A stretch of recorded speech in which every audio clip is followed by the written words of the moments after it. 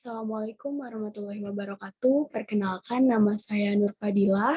Nomor induk mahasiswa 1904317.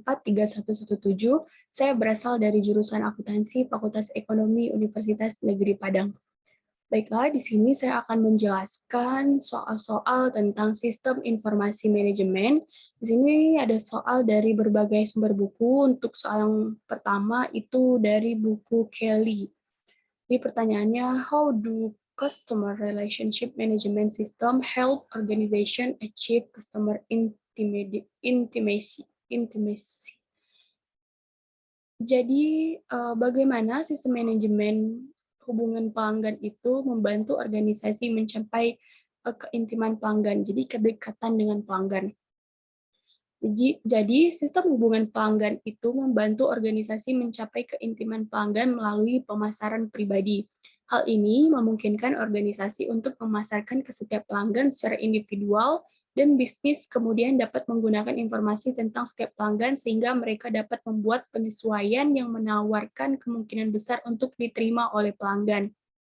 Sistem manajemen hubungan pelanggan atau CRM mengintegrasikan dan mengotomatisasi proses yang dihadapi pelanggan dan dalam penjualan, pemasaran, dan layanan pelanggan, memberikan pandangan pelanggan di seluruh perusahaan.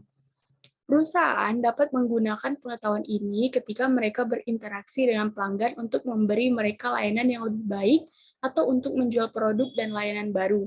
Sistem ini juga mengidentifikasi pelanggan yang menguntungkan atau tidak menguntungkan, atau peluang untuk mengurangi tingkat churn. Paket perangkat lunak manajemen hubungan pelanggan utama menyediakan kemampuan untuk CRM operasional dan CRM analitis. Mereka sering menyertakan modul untuk mengelola hubungan dengan mitra penjualan atau manajemen hubungan mitra, dan untuk manajemen hubungan karyawan. Untuk soal yang kedua, itu what is the relationship between data consolidation and CRM system?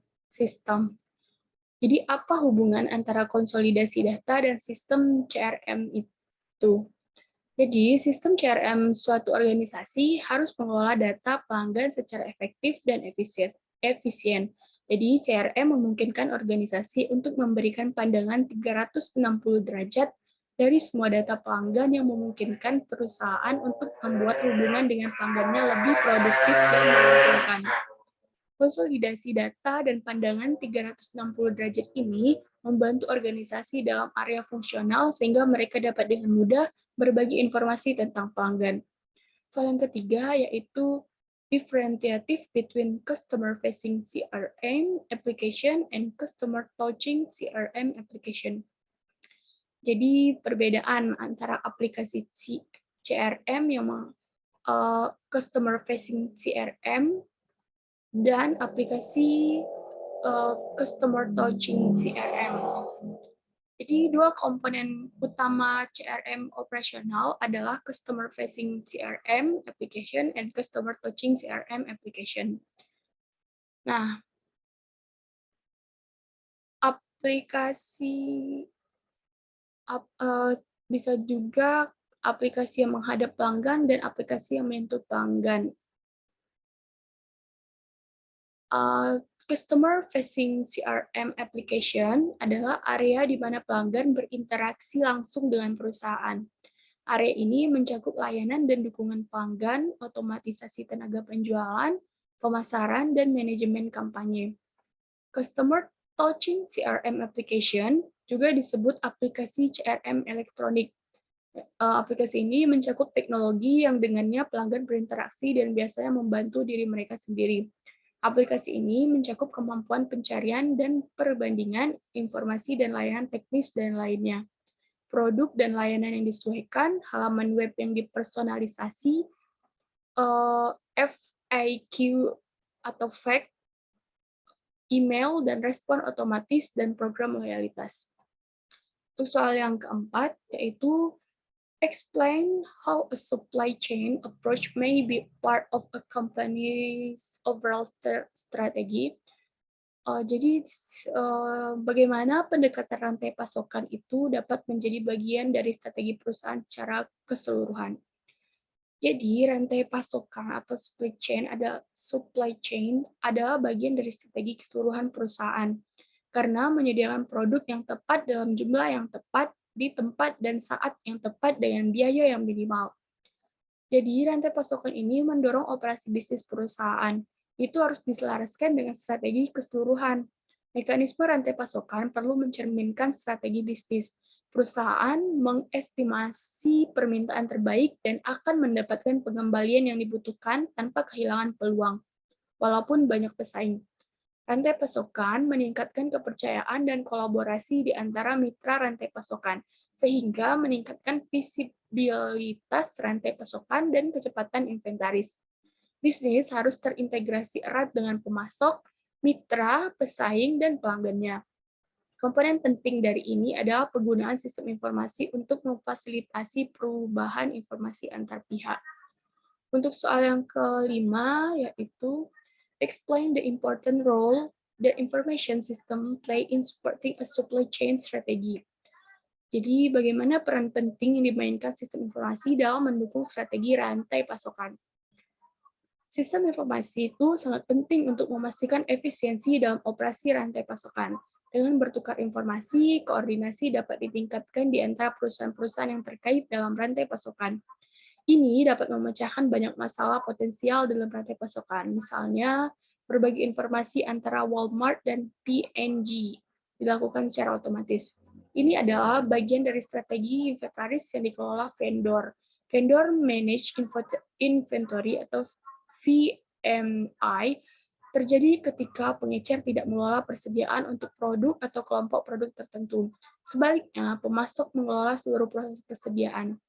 P&G memilih perjanjian serupa dengan pengecer besar lainnya. Manfaat bagi P&G adalah informasi yang akurat dan tepat waktu mengenai permintaan konsumen terhadap produknya. Dengan demikian, P&G dapat merencanakan produksi dengan lebih akurat, meminimalkan efek bullwhip. Jadi, teknologi sistem informasi sangat bermanfaat bagi rantai pasokan karena kerjasama dan integrasinya di dalam pemangku kepentingan rantai pasokan. TI menciptakan aliran informasi di berbagai departemen dan memelihara basis data yang luas untuk organisasi dan dapat membantu semua orang di dalam perusahaan pastinya.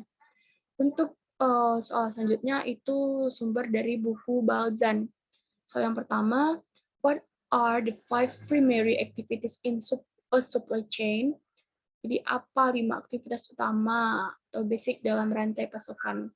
5 kegiatan utama dalam rantai pasokan itu adalah yang pertama itu plan. Jadi perusahaan itu bersiap untuk mengolah semua sumber daya yang diperlukan untuk memenuhi permintaan. Yang kedua itu source atau sumber. Jadi di sini perusahaan membangun hubungan dengan pemasok untuk menghasilkan bahan baku. Yang ketiga itu make. Perusahaan memproduksi produk dan membuat jadwal produksi.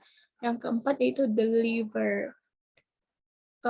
Di sini perusahaan merencanakan pengangkutan barang ke pelanggan.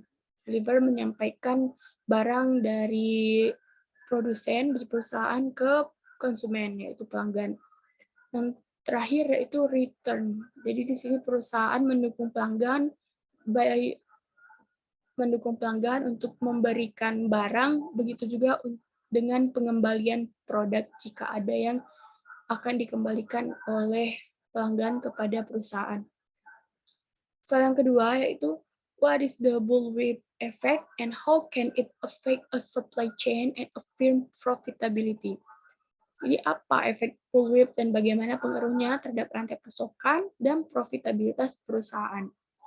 Jadi efek bullwhip ini adalah contoh yang baik dari masalah persediaan yang terjadi ketika sebuah perusahaan tidak memiliki visi yang jelas dari seluruh rantai pasokannya.